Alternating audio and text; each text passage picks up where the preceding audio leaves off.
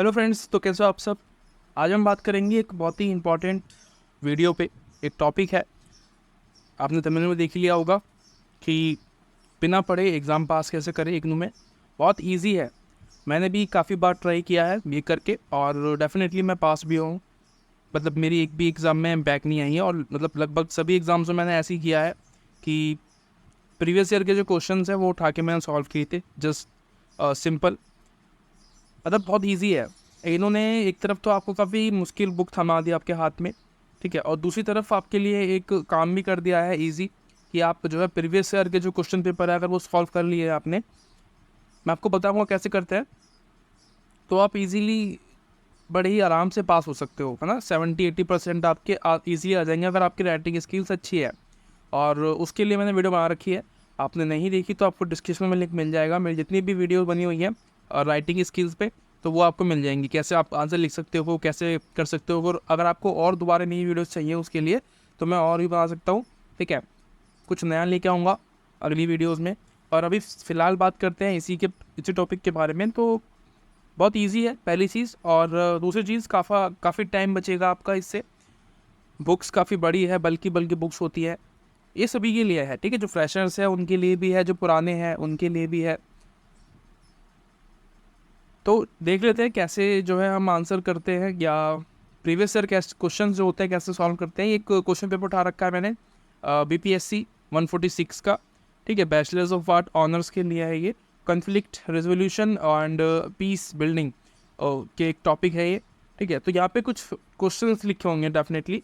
आपको क्या करना है, ये क्वेश्चंस को पढ़ना है, अपनी जो भी आपका सब्जेक्ट है, जो भी आपका सब्जेक्ट कोड है, आपको वो उठाना है और क्वेश्चंस पढ़ते पढ़ते चले जाने हैं कि क्वेश्चंस में क्या लिखा हुआ है, ठीक है। सारे क्वेश्चंस आपको एक बार पढ़ने हैं, एनालाइज करने हैं, ठीक है। जितने भी क्वेश्चंस होंगे, मुश्किल से 5-6 क्वेश्चंस होते हैं यार, ज़्यादा कहाँ होते हैं, ठीक है। ये देखो, ये 5 हो गया, ये 5वां क्वेश्चन हो गया।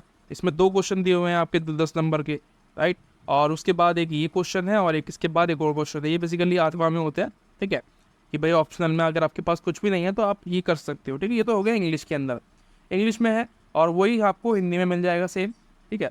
इसके लिए आपको क्या करना पड़ेगा, क्वेश्चन को डाउनलोड करने के लिए आपके पास एक तरीका है कि कोई भी सब्जेक्ट आपका जो भी सब्जेक्ट कोड है, जैसे कि मैंने अभी टाइप किया MSOE 001, ठीक है। ये मास्टर्स का क्वेश्चन है। आपको क्या करना है, यहाँ पे क्वेश्चन पेपर डालना है, क्वेश्चन पेपर, ठीक है। क्वेश्चन पेपर डालना है। आप जैसे ही सर्च करोगे तो ये इजीली आपको दिखा देगा। पहले नंबर पर जो आपके सामने आ रहा है, इसको क्लिक कर दिया मैंने, और ये देखो यहाँ पे ना हमारे पास ऑप्शंस होते हैं। ये आपको सारे जितने भी साल के क्वेश्चन पेपर्स होंगे उसके अंदर वो आपको दिखाई दे जाएंगे, ठीक है। जैसे कि ये है जून का है सबसे लास्ट में, ठीक है। इसको भी मैं हाईलाइट नहीं कर सकता, ठीक है, क्योंकि ये PDF नहीं है यहाँ पे, ये वेबसाइट पे है। अगर मैं इसको क्लिक करूँगा तो मैं इसके अंदर चला जाऊँगा। तो जैसे कि आप जैसे दिसंबर में लिखा हुआ है ना यहाँ पे, इस पर दिसंबर पर आप क्लिक करोगे तो ये डायरेक्ट आपका जो है वो पेज खोल देगा आपका PDF वाला, ठीक है। यहाँ पे आपको दोनों क्वेश्चन पेपर मिल जाएंगे, हिंदी के भी और इंग्लिश के भी, ठीक है। दोनों होते हैं यहाँ पे, इंग्लिश में भी होता है, हिंदी में भी होता है। ये देखो, ये हिंदी में आ गया, ठीक है। शुरुआत में इंग्लिश में होगा सबका और बाकी हिंदी में होगा। तो आपको घबराना नहीं है कि हिंदी में लेना है तो मेरे को कैसे करूँ, आ जाएगा आराम से, ठीक है। वो दोनों आते हैं एक साथ में। जैसे कि आप एग्ज़ाम देने जाते हो तो वहाँ पे आपको क्वेश्चन पेपर जो मिलता है उसमें इंग्लिश भी होती है, एक तरफ हिंदी होता है। कुछ क्वेश्चन पेपर्स होते हैं जो कि सिर्फ हिंदी के अंदर होते हैं, कुछ होते हैं जो कि सिर्फ इंग्लिश के अंदर होते हैं, ठीक है। लैंग्वेज उनकी इंग्लिश होती है, तो इसीलिए आप ऐसे कर सकते हो। कोई भी क्वेश्चन पेपर आपको डाउनलोड करना है तो आप सीधा उसका जो सब्जेक्ट कोड है, कोड डालना है, ठीक है। थंबनेल वगैरह जो टाइटल होता है वो नहीं डालना, हमें थंबनेल डालना होता है। जैसे BPSC 146 मैंने जो भी कर रखा है, क्वेश्चन पेपर आ गया, तो ये आपको सीधे तरीके से करना है, ठीक है। आपका ईजिली आप रिसर्च कर पाओगे, ठीक है। आपको क्लिक करना है और देयर यू गो। बहुत ही ईजी है डाउनलोड करना क्वेश्चन पेपर। वैसे ही आप असाइनमेंट वगैरह जो भी डाउनलोड करते हो वो एक जनरल नॉलेज है, सबको पता होता है छोटी मोटी चीज़ें, तो वो भी आप ऐसे ही डायरेक्ट डाउन कर सकते हो जाके, ठीक है। कि भाई अगर उस साल का आया होगा तो आपको दिख जाएगा। अब मेन काम क्या आता है हमारा कि कैसे करें, ठीक है। क्वेश्चन पेपर में देख लिया, आपको लगभग 3 से 4 क्वेश्चन पेपर सॉल्व करने पड़ेंगे, ठीक है। कितने, आपको 2 या 3 कर लो, बहुत कम टाइम है तो, ठीक है। बहुत ही कम टाइम है, 2 या 3 कर लो। और अगर आपके पास ठीक ठाक टाइम है उस सब्जेक्ट के लिए आपके पास ठीक ठाक टाइम है, तो आप 3 से 4 महीने भी आप 4 महीने कह रहा हूँ, 4 क्वेश्चन पेपर भी आप सॉल्व कर सकते हो। ठीक है, ये लगभग आपका 4 दिन या 5 दिन ले जाएगा मुश्किल से। ठीक है, अगर आपकी राइटिंग स्किल बहुत बेकार है, कम आप बहुत स्लो लिखते हो तब जाके, अदरवाइज आप इजीली उसको सॉल्व कर पाओगे एक दिन में ही। मैंने तो कुछ जो क्वेश्चन पेपर्स थे, 2-2 क्वेश्चन पेपर को मैंने एक दिन में सॉल्व किया है अपने एग्जाम टाइम पे, तो बहुत ईजी रहेगा अगर आप ऐसा करते हो तो। ठीक है, ये तो एक रही बात। दूसरी चीज़, तीसरी चीज़ क्या होगी, आपको जो जैसे कि जो भी आपका सब्जेक्ट कोड है, ठीक है, जैसे कि मेरा ये वाला है, ये अभी नहीं है, मेरा पहले था, आपको बता रहा हूँ मैं राउंड करके 146। ठीक है, BPSC 146। मैंने क्या किया, अपना जो बुक है, जो मटेरियल है, वहाँ उसको खोला। आपके पास होगी, डेफिनेटली आपके हाथ में होगी, या आप ऑनलाइन पढ़ते होंगे, या आपके पास वैसे आपने बाहर से कोई बुक मंगवा रखी होगी। तो वहाँ पे आपको क्या करना है, जैसे ही आप सवाल देखोगे, क्वेश्चन पेपर आपने देखा, क्वेश्चन आपने जैसे कि पहला सवाल देखा, लगभग पूरे चांसेस होते हैं पहला जो क्वेश्चन होगा आपको पहले नंबर पे ही जो पेज होता है, जो पहला आपका चैप्टर होता है, ये होती है, वहाँ पे मिल जाता है। ठीक है, अदरवाइज अगर दिक्कतें आती हैं आपको, तो आप क्या करो, जो इंडेक्स होता है ना, बुक का इंडेक्स होता है, वहाँ पे सब कुछ लिखा होता है, जितने भी क्वेश्चन पेपर्स, जितने भी चैप्टर्स के नाम वहाँ पे लिखे होंगे। अब आपको क्या करना है, आपको समझना है क्वेश्चन पढ़ के। ठीक है, अभी आपने आपको अपना जो बुक है वो खोल लिया है और इंडेक्स अपने ओपन कर लिया है।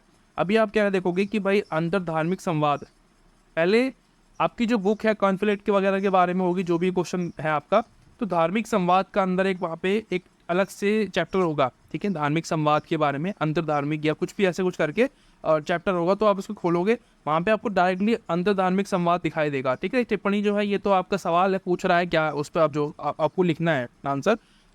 ये जो मेन टॉपिक है ये है आपका अंतर्धार्मिक संवाद की, कैसे धर्म के अंदर जो चीज़ें होती है, संवाद होता है, वो किस तरीके से होता है, कैसे हमारे बीच में संघर्ष पैदा होता है धर्म को लेके। तो मतलब एक चैप्टर है, उसके अंदर ये सब कुछ लिखा हुआ है। ठीक है, बुक का है, आपका नहीं होगा शायद, मैंने ये बुक भी पढ़ा रखी है। ठीक है, अगर आपने देखनी है तो आप देख सकते हो, लिंक आपको वही सेम डिस्क्रिप्शन में मिल जाएगा। और अगर आपने और भी आपको एक्सप्लोर करना है, कुछ और देखना है मेरे चैनल पे, तो आपको प्लेलिस्ट में सब कुछ मिल जाएगा, जितनी मैंने वीडियोस बना रखी है अभी तक वो सब मिल जाएगी। और प्रीवियस ईयर के मैंने क्वेश्चन पेपर्स भी सॉल्व करा रखे हैं काफ़ी हद तक, बहुत सारे क्वेश्चन पेपर्स मैंने सॉल्व करा दिए हैं, इस वाले चैप्टर के भी हैं। ठीक है, इस वाली बुक के भी हैं, इस वाले सब्जेक्ट के भी हैं, मिल जाएंगे आपको। उसके अलावा एक आपने सर्च कर लिया इसको कि आपको मिल गया ये 19 पेज पे। ठीक है, मान के चलिए पहला चैप्टर है, उसके अंदर 19 पेज तक आपका क्वेश्चन पेपर था, और यहाँ पे आपको ये मिल गया 19 पेज पे, या जो भी है 15वें पेज पे आपको ये मिल गया। आपने देखा, रिसर्च करी कि भाई हाँ इसके अंदर ये लिखा हुआ है, और फिर आप उसको पढ़ रहे हो। ठीक है, पढ़ने के बाद आपको क्या करना है, राइटिंग करनी है, लिखना है उसको। ठीक है, अपने शब्दों में लिखने की कोशिश करनी है, अदरवाइज नहीं आ रहा है तब आपको क्या करना है, उसको देख के लिखना है। ठीक है, जब वो लिखा हुआ है, आप क्या करना होता है, उसकी जो हेडिंग्स होती है ना, वो आपको याद रखनी है एग्जाम के लिए। आपकी जो हेडिंग्स है वो याद रखनी है, आपको वो चैप्टर समझना पड़ेगा, थोड़ा बहुत तो आपको काम करना पड़ेगा समझ के। जो है ऐसा नहीं कह सकते कि आप बिल्कुल ही बिना पढ़े हो जाएगा काम, पर ये जो है आपका टाइम बच जाएगा। ठीक है, काफ़ी ज़्यादा टाइम आपका बचा देगा, पूरी बुक नहीं पढ़नी पड़ेगी आपको, जितना आता है उतना ही पढ़ना पड़ेगा।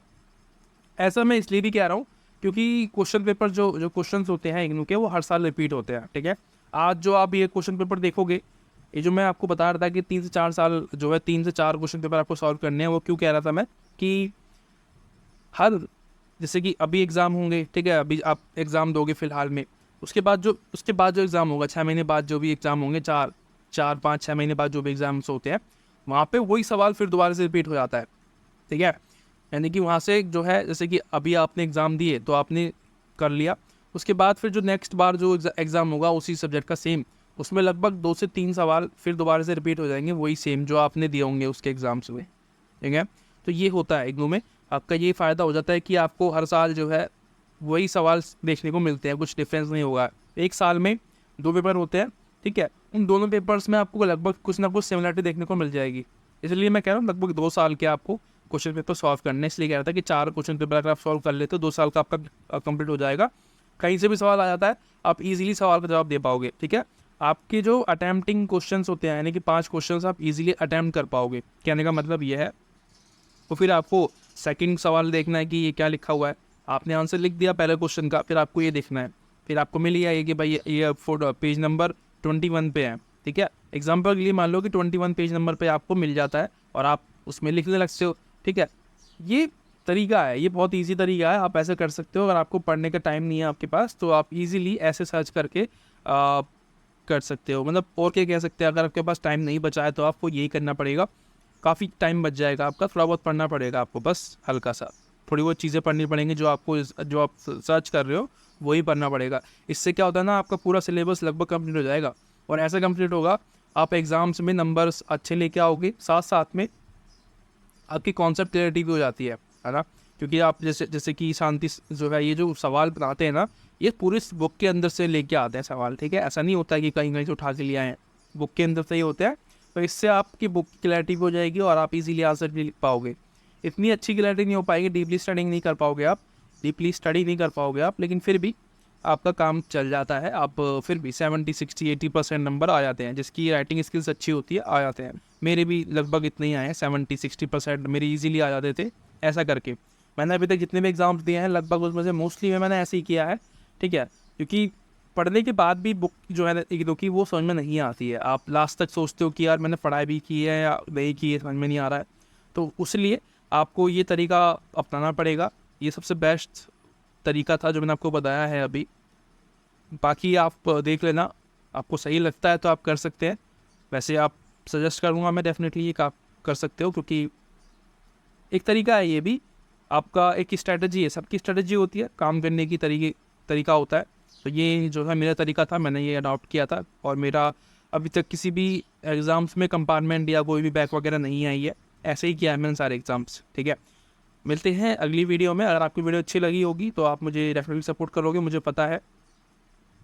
Thank you so much for watching. मिलते हैं अगली वीडियो में, तब तक के लिए बाय बाय।